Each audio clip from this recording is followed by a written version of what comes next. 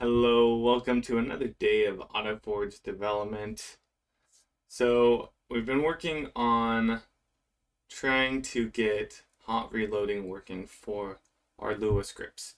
And after several days, I am happy to say we are done with that. Wrapped it up.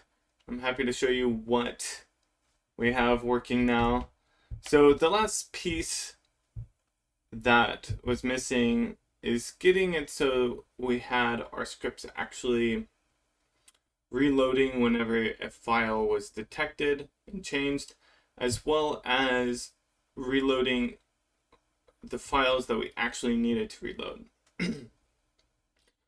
Example is if we have module A that requires module B, and then we change module B, then that means that we also need to reload module A, which is a dependency.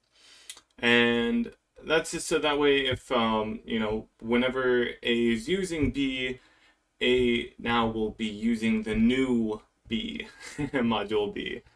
Yeah. So after kind of playing around with some things, I figured out how we can make this work. Basically, first off, we just look for all of our scripts with this like find scripts function that I wrote that just looks for all of the Lua files. And then I came up with this little trick here that took me a while to realize what I needed to do, much longer than I'd like to admit, which is we just swap out what the require function is. And so first we back up the original require function for Lua.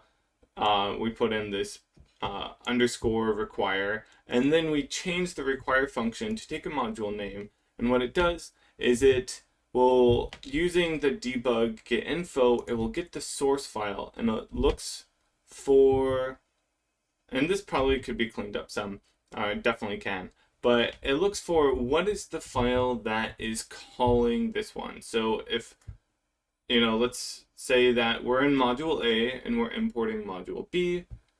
So B is being passed in as the module name. So we're looking for module A here so that we can add it to module B's dependency list. So that's all we're doing there. And then we, after that, we do this safe require, which ends up calling this underscore require, the original require function, so it gets required properly. And then the last bit is simply watching for the scripts to change, which is really just looking at the timestamp, seeing if the timestamp has changed, and if it has, then we say that package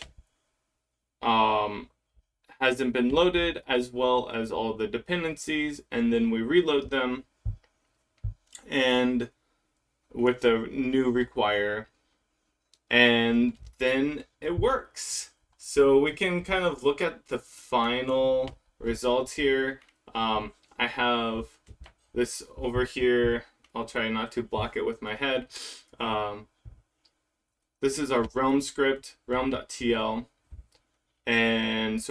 And I guess like the main thing is this entry function, which is what we're calling, or entry Lua. So we run the script, it will require the world, and then it creates a new realm, and then every single fixed update, it's just calling world update. And that will end up calling into the realm update for these two realms that we're creating. We go back to this. We'll see here it's a spamming, realm update v1, version 6. And so we can change stuff in realm.tl, such as like this. If we change this, that means that version equal will now go to 7. There we go. I don't think it's saved. I got worried there for a moment. And then we have it so it's actually reflecting that change. We can change this over here as well. Now it's version 2, which is awesome. So this whole flow, how it's working, is that we have realm.tl is being saved. It's checking, and this is all, we wrote all this code.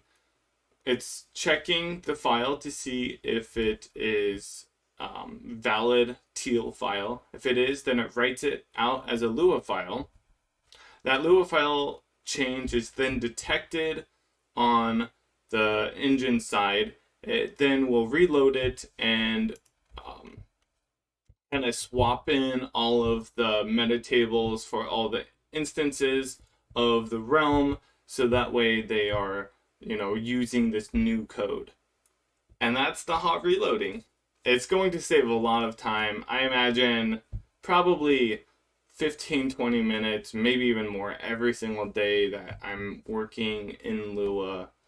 It's a huge time saver compared to writing some code, launching the game, testing something, seeing that I had some typo, closing the game, fixing the typo, relaunching the game, loading up the world, testing it again.